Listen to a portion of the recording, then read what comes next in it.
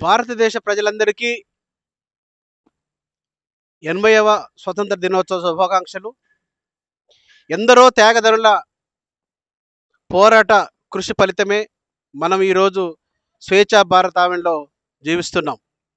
మనందరికీ తెలుసు, ఎంతోమంది అమరులయ్యి త్యాగం చేసి జైళ్ళకు ఉరికంబాలెక్కి ఎంతో కష్టపడితే కానీ ఈ తెలంగాణలో మన భారతదేశంలో స్వతంత్రం సాధ్యపడలేదు. బ్రిటిష్ వారి ఏలుబడిలో మరి మనకి జెండా కాదు కదా, ఎంత దుర్బల పరిస్థితులు ఉన్నాయో మనందరం కూడా చరిత్రలో చదువుతున్నప్పుడు మనందరికి అర్థమవుతుంది. కానీ మరి నాడు మరి కామ్రేడ్ భగత్ సింగ్ చేసిన వీరోచిత పోరాటం కానీ, ఆయన అమరుడై మరి ఎంతోమంది దేశంలో యువతకు స్వతంత్ర ఉద్యమ ఉత్సాహాన్ని నింపిన ఆ మహానేతకి ఘన నివాళులు అర్పించాల్సిన అవసరం ఎంతైనా ఉందని భావిస్తున్నాం. అదేవిధంగా మరి బాపు శాంతి మార్గంలో మరి దేశానికి స్వతంత్రం సాధించడంలో ఎంతో ప్రముఖ పాత్ర పోషించాడు. అదేవిధంగా నెహ్రూ కానీ, మిగతా సర్దార్ వల్లభాయ్ పటేల్ ఇట్లా మొదలుకుంటే ఎంతోమంది త్యాగదనులు మరి ఆ రోజు పోరాటం చేయడం వల్ల మనకి ఈరోజు స్వతంత్రం వచ్చింది. 80వ స్వతంత్ర దినోత్సవం సందర్భంగా మనం జరుపుకుంటే ఈ వేడుకల నాటికి కూడా ఇప్పుడు కూడా ఇంకా భారతదేశం అభివృద్ధి చెందుతున్న దేశంగానే పరిగణిస్తున్నారు, కానీ అభివృద్ధి చెందిన దేశంగా మరి దాన్ని ఒక లెక్కలోకి రాలేకపోతుంది. ఇది చాలా దౌర్భాగ్యమైన విషయం.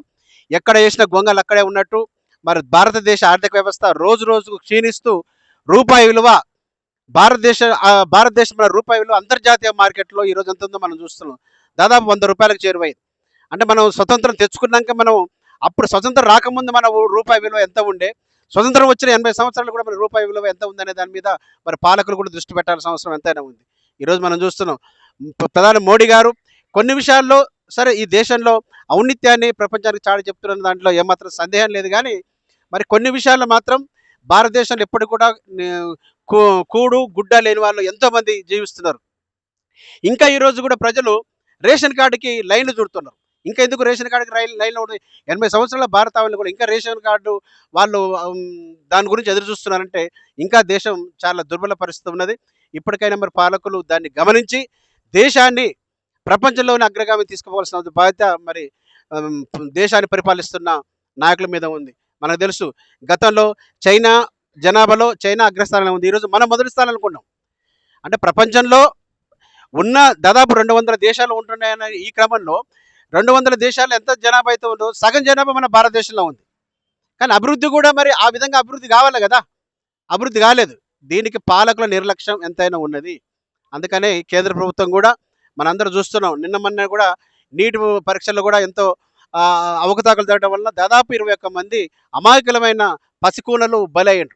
మరి అలాంటి దుర్భర పరిస్థితి ఈ చేయడం మాత్రం ఎలాంటి శ్రేయస్కరం కాదు. మరి రాష్ట్రం విషయానికి వస్తే గతంలో కేసీఆర్ ప్రభుత్వం కొన్ని ప్రజాపకార పనులు చేసినప్పుడు కూడా మరి ప్రజా వ్యతిరేక విధానాలు కొన్ని అవలంబిస్తున్న ఉద్దేశంతోనే మరి ఆయన కూడా పక్కన పెట్టడం జరిగింది.